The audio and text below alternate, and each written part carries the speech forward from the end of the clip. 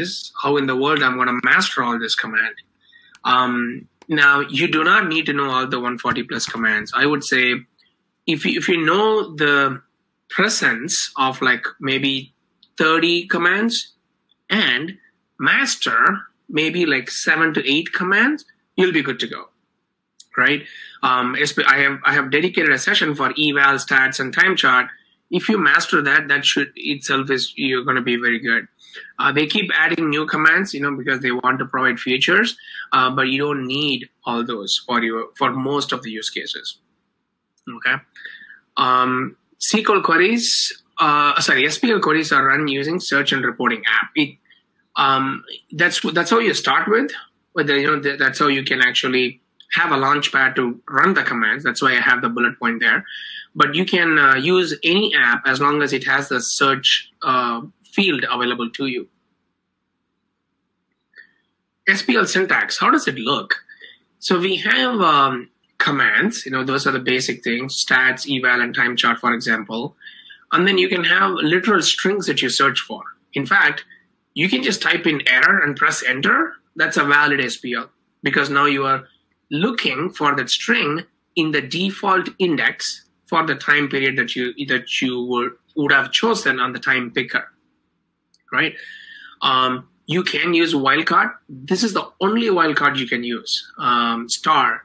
You can use multiple stars in the middle or the end or the beginning. I recommend not to put star at the beginning. Excuse me. Because, remember I mentioned how Splunk indexes every term. If you put star in the beginning, it essentially means that it's gonna have to look at every term. Whereas if you start with some letter, then Splunk has a narrowed focus. Comparison operators, this is where it gets into, like a mini, I would say a functional language, right? Equal, you can use the equal to sign, not equal to, greater than, less than, and we'll see some examples of that. You can use Boolean and or not. A key with Boolean is it has to be uppercase. If you put lowercase, it won't work. Okay, and then you can use functions that are part of many commands, and we'll see that eval has tons of functions for you to use. For instance, toUpper, right? Let's see. Don't you see the presentation, KP? I don't see your screen.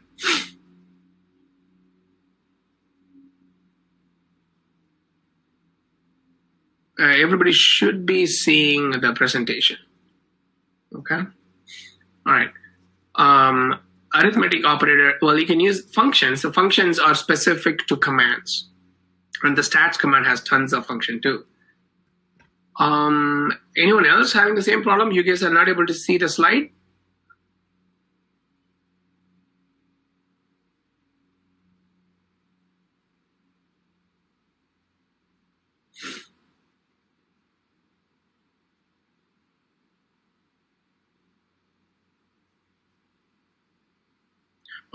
Can someone say in the chat that you are able to see the screen?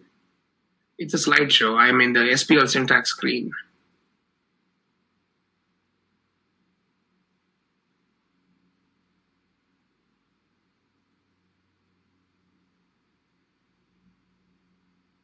Okay. Sorry, I was looking at the Q&A and here. Thank you. We'll move on. And then you can also use arithmetic operators, and this can come in really handy. You can really do magic with just what you see here, right? This is all you need to create very, very, very complex queries. Okay, here's an example. Index equal to main, source type equal to access combined W cookie, pipe stats count by status, right? Now, a couple of things you notice here. Number one, you see the key value pairs. Index equal to main, source type equal to access underscore combined underscore W cookie. That will be the major theme that you will see with SPL, key value pairs, right? And then the double quotes here is optional for one word without any spaces. But if you have spaces, you want to enclose it with quotes. Here, I just showed it even though it doesn't have space. I just have the quotes here just to show you. And then The pipe, it's the all-important pipe, right? You can chain output of the left side of the pipe as an input to the right side. In complex SPLs, because you may want to format the data, you may want to do some additional calculations, it is not uncommon to see like 10, 20 pipes, right? Because you keep on piping the result from left side to right side. Stats is a command, right? It's a part of the 140 plus commands. And then the what follows stats is the syntax that command expects. In here, you have an aggregation that you need to tell stats. In this case, the aggregation function is count. It can very well be average of some field, or percentile 95 of some field, and so on. By is a class. If you come from SQL world, the group by is the equivalent. Very, very powerful. So you basically break down the results by this field, the values of this field, right? The status. Okay. All right. Logical expression, and we're gonna run all this in a demo here, so it'll be more clear. But you can see the OR flag here. So code equal to D or code equal to E. And then I pipe that to a command, yet another command called the top vendor ID. So the top will basically find out the most frequently appearing vendor ID in the logs, in the output of this command here, right? Logical operator AND is implied. So why do I say that? For example, there is no logical operator between source type equal to vendor underscore sales and code equal to D, right? If you chain multiple key value pairs, they are all considered as AND. Okay, that means it will expect all those conditions to be solved. You can say something like source type equal to this and host equal to this, and you don't have to have the AND in between. Fields, and we'll talk a good deal about fields here. You can master all the SPL commands, but if your data is not available in terms of fields, you are only going to get so far. It's not going to be all powerful. So we will see how to take your data and then configure fields in them. So chunk them into fields, right? Many fields are automatically extracted by Splunk. Fields can be extracted manually. Field names are case sensitive. So for instance, in index equal to main, I cannot say I with capital. So that won't work. So the field names are always case sensitive. Field values are not case sensitive. Okay? All right. So what we'll do, we will jump into demo. And before we actually start typing the searches, remember I told you I'll talk a little bit about time range picker, and also a very important concept, the search mode, right? When you run your search, by default, you're running your search in certain mode. So we'll look at that as well. Okay, let's switch to screen share here.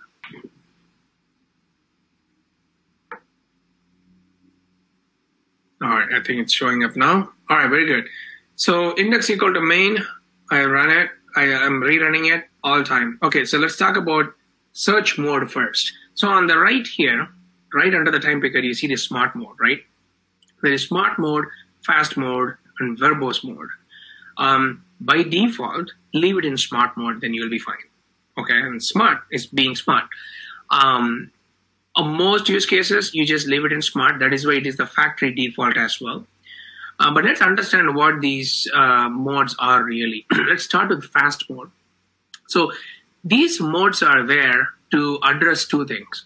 One is how complete your data is. When I say complete, you're talking about automatic field extractions. Okay? And the other thing is whether or not for statistical commands, like such as stats and top, whether or not it should also retain the raw data. Because with statistical command, you are looking at numbers, right? You want an average of this or count of this. There is no need to keep the raw data as part of the search result. But one of these modes, namely the verbose mode, is going to keep the raw data with the search results as well, with the statistical results as well. So let's see how this works. let me click. Okay, now I have done this in smart mode, right? Now on the left side, if I scroll down here, you see certain fields: account ID, bytes. If I click on bytes, it shows me the top 10 values of the bytes. If I click on account ID, here I see this account ID. Where did they come from, right? They are all part of this data. For instance, I'm highlighting account ID equal to this, right? If I expand this search, I see this account ID equal to this. That's because the data already has the data in key value format, meaning key equal to value, account ID equal to something. Splunk is able to automatically extract that as a field and makes it available as interesting field. Now, why is it important? Once it is available as a field, you can do wonders. You can tailor your search saying that, okay, bring me all the events that begin with account ID that begins with 6. Okay, account ID equal to 6 star. And we'll see some example of that shortly. So the key is organizing your data in fields so that I can use the field with the logical operators and wildcards to slice and dice my data. So the field extraction is critical, and Splunk automatically does it for you when it sees key value pairs. Okay, now let's go to fast mode here. Now you see the excuse me, the fields are gone. Now technically it is still there, you can still access them, but Splunk does not bother extracting them and then showing them here. It is super fast, okay? Because it doesn't have to worry about doing the search time processing, okay? Splunk, as a matter of fact, Splunk is what we call schema on read. For example, in a traditional database, you define the columns well before you ingest data, right? Oracle or SQL Server, whatever, you need to know the table schema before you can store data. Splunk, on the other hand, is schema on read. You throw anything at it, it will index it as long as it can find the timestamp and some reasonable, line breaks and so on. Well, even if it doesn't find the timestamp, it will add a default time. So you can throw anything at it, it will index it as long as it's text. So you apply schema during read time, during search time. That's why Splunk is so powerful. In that it allows you to ask any question, right, of your machine data. It frees you off of having to stick to certain format. So now back to this. In the fast mode, data, it doesn't bother about extracting fields, so the data is just shown right away. You use fast mode when you don't have to have all the fields. Let's say all you need is to find some count. For instance, you can just say, let's say, I'm going to say maybe stat, how many vendor IDs are out there, right? You can do something like stats, distinct count of vendor ID. This is one command. Say I ran it in fast mode, okay? It gave me 460 very quickly. And if I go to the events tab here, I don't see any data here because in fast mode, it doesn't bother bringing back all the raw data. You can also see here, your search did not return any events because you are in fast mode. Search in verbose mode to view events. In some cases, you want to view the events alongside, right? In that case, you go to verbose mode. But the problem with verbose mode, again, as you can see, it's going to take more time because it's going to pull all the data, right? Okay, so now going back here. Now, remember I mentioned even though the vendor ID is not showing up as a field here in fast mode, you can still use it as long as you know the field exists. Okay, so fast mode is very useful when you know what you're doing, when you know what particular metric you are getting without having to worry about all the fields. You won't use fast mode when you're exploring data, right? You want to see, okay, what is out there in my data that I can use to troubleshoot. In that case, go to smart mode. So with smart mode, Splunk will automatically extract fields as much it can, right? Key value pairs, no problem.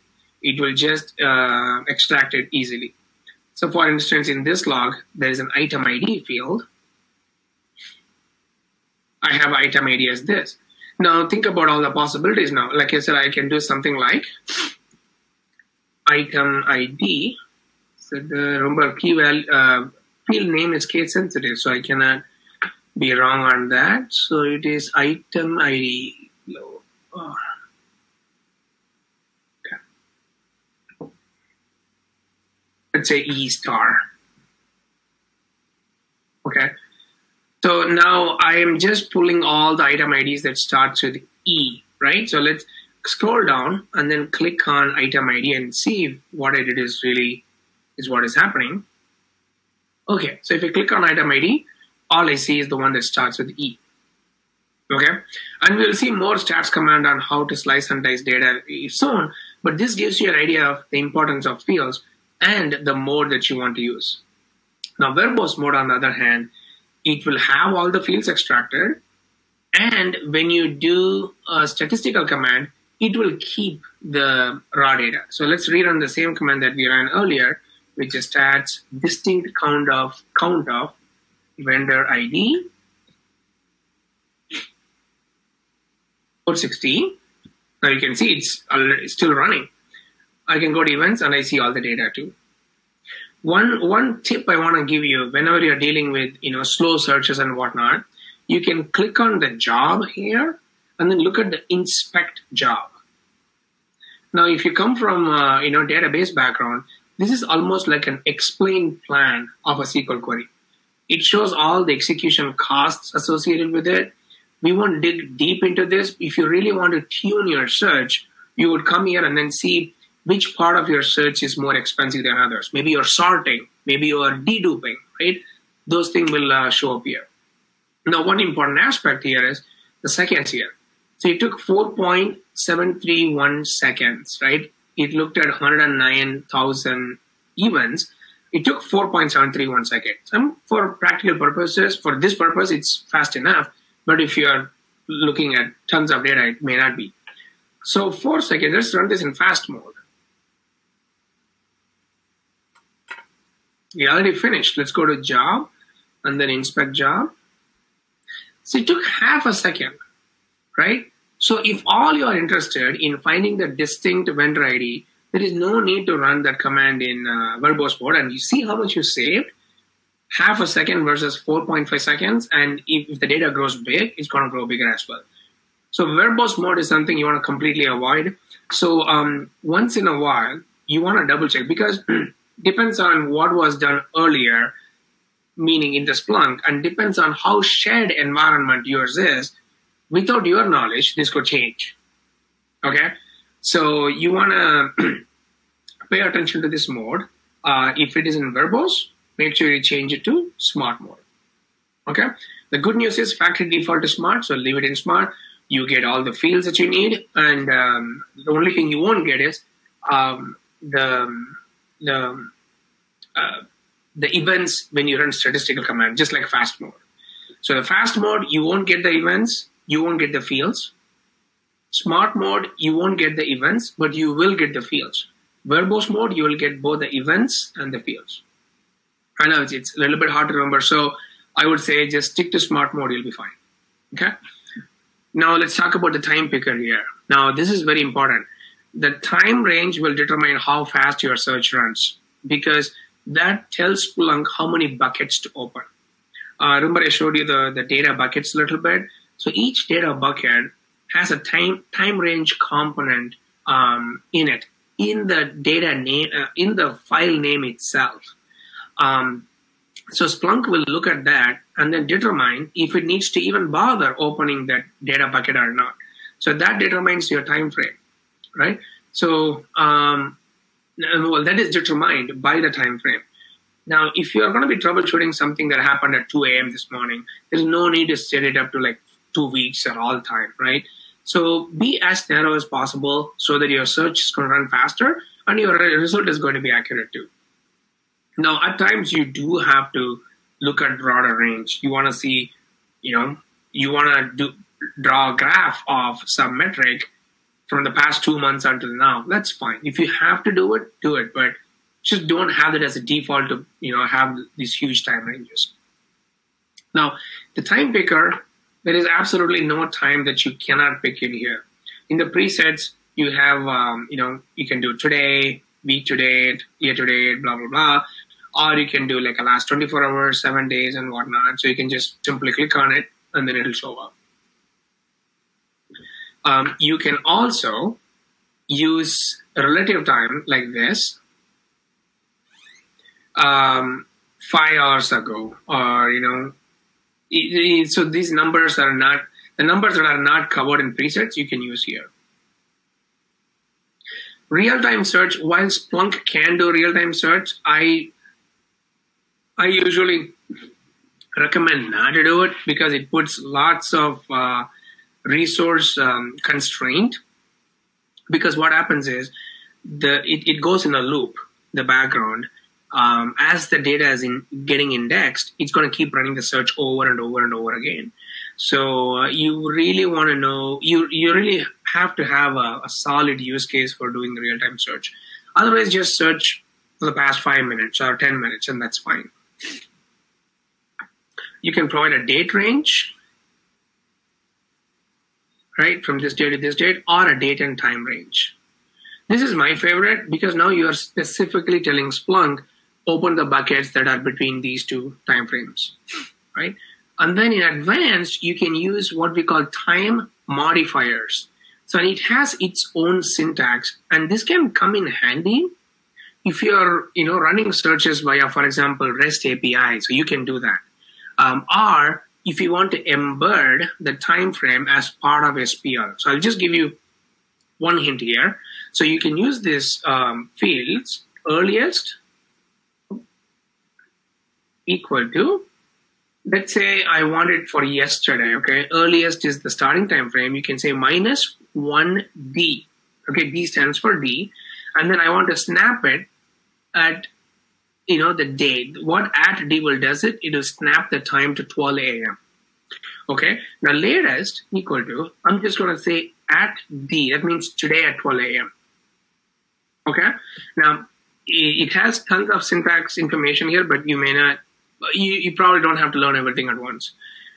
So now obviously there is no data here because, I don't have any tutorial data. Let's see this. Let's do 2D.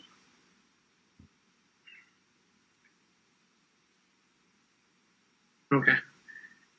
So now you can come here and then put in that time modifier and then see what date it results in. So you see this, how this changed? So this is 5:12 a.m. when I do minus 1D at D. You can do now, or let's say I simply do at D. So that means 5:13:12 a.m. Okay, this is all my time. So again, the advantage here is you can specify the time range as part of the SPL. It will override this time picker. In this job, there is a green mark here. If you click on it, it will tell you that your time range was substituted based on your search string, right? You are specifying the time here instead of using the time picker. Okay. Again, most of the time you may not need to use it, but it's something to know. Okay. All right. So now with that said, let's now really dive into starting to run some commands.